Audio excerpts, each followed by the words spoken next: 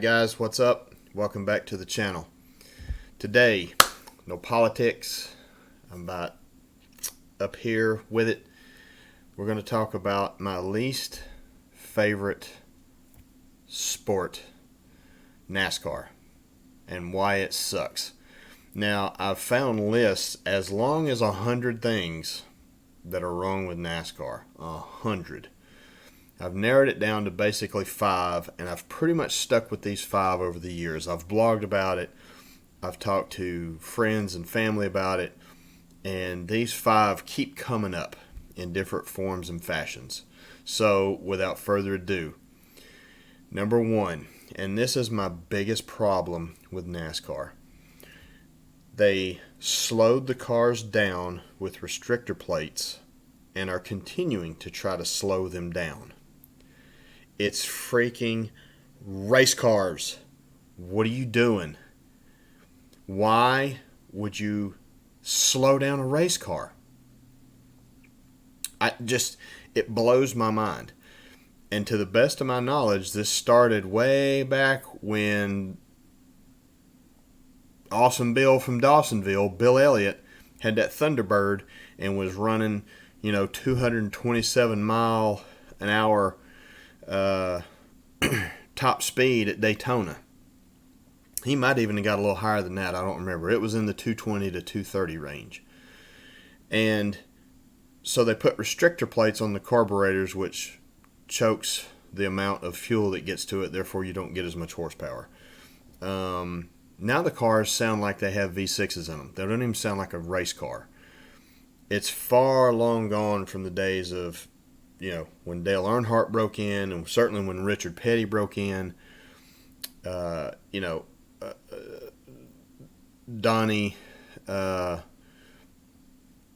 Bobby Cale Yarborough, all these old school guys, right? You cannot slow down a race car. If you can't drive as fast as that car goes, go do something else. Like, what are you doing? Half the people in the crowds are there for the damn wreck anyway. Or the big one, as they call it. Right? So, that's my first problem. If you really want to see speed, go to an NHRA drag event. We have them here locally up in Bristol, about 90 minutes from where I'm at. They are anywhere from, the professional levels, anywhere from 5,000 to 7,500, 8,000 horsepower. And they're trying to go faster. They're going 320 miles an hour in a quarter of a mile, and they're still trying to go faster. So when you NASCAR boys grow a pair and decide to get rid of the restrictor plates, give me a call. Number 2, and I'm going to have to refer to my list on this one, cookie cutter tracks. Dover, a mile track. Homestead in Miami, 1.485 miles. Kansas, 1.520 miles.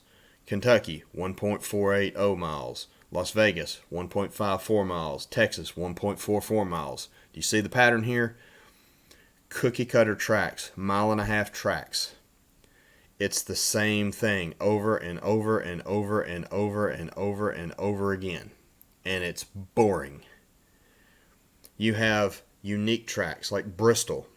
It's banked at 30 degrees and it's a half a mile. You have to be able to drive the car to win at Bristol. Speed doesn't matter. Top speed averages, 100 miles an hour, 110 miles an hour, if that. Daytona, if they will take the restrictor plates off. Atlanta, which I think is still the fastest track currently, take the restrictor plates off. Road courses, whew! Now, I can get behind some road course racing because you actually have to do something other than push the pedal to the floor and turn left. You actually have to turn right and you have to change gears. I can get behind that. But all these cookie cutter tracks, it's maddening. If you've ever sat and watched it, it is absolutely mind-numbing. I'd rather watch grass grow while watching golf. Number 3. And I'm going to call this motorsports socialism / fairness.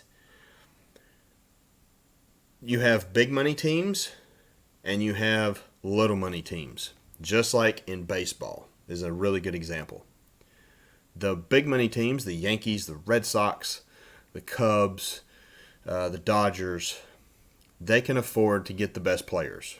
The best players demand the most money, so on and so forth. If again, it goes back to kind of the same thing with the speeds. If you can't compete with the big dogs, stay on the porch. Quit trying to take from everybody else and somehow help the little guy get into the sport. There's plenty of other races you can do. Like there's races all over the country. It's just not NASCAR. Go do that. Go do that. It's just, it drives me bonkers. Number 4, the point system is completely foobar.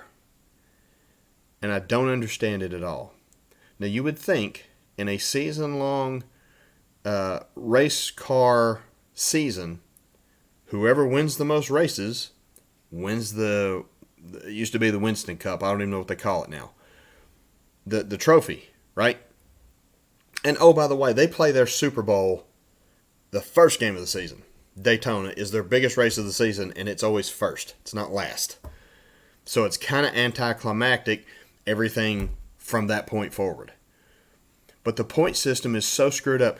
It's almost slanted against people who win a lot, right?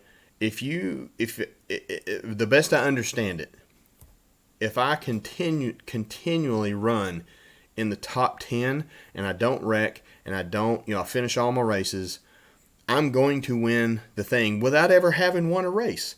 What world does that make sense? You know? And then you get into this playoff thing, and I'm just like, you guys are making this way more complicated than what it has to be. NASCAR started as a bunch of country boys going to dirt tracks, and it's called run what you brung. If my car is faster than your car, I win. Period. That's it. No drafting, gas mileage doesn't matter, none of that crap matters. If my car's faster than your car, I win, period. Can we please get back to that and simplify this crap because it's driving us crazy? And number 5, the drivers in NASCAR, their personalities are blown up. They're overhyped. They're overemphasized because the racing is so atrocious, because it's so boring. Right? Now, you used to have some really big personalities. Tony Stewart was a big personality and would punch you in the face. Jimmy Spencer's another one, big personality, and would punch you in the face. All these guys now are, fighter pilot pretty boys who they want to yap a lot, but they don't really want to, when it comes down to throwing fists, they don't really want to do that because this is marketable. They don't damage the merchandise.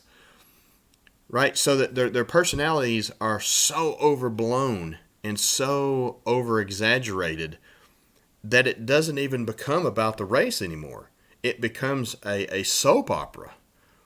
Well, this guy doesn't like this guy, and the 18 really doesn't like the 34, and blah, blah, blah, blah, blah. Well, okay. If I'm the 18, I'm going to give the 34 a love tap, and then we'll just see what's what. Maybe he whips my ass. Maybe not. But let's find out. These guys want no part of that. So the good old Southern boy heritage of NASCAR is dead. It's gone. It is 100% dead and gone.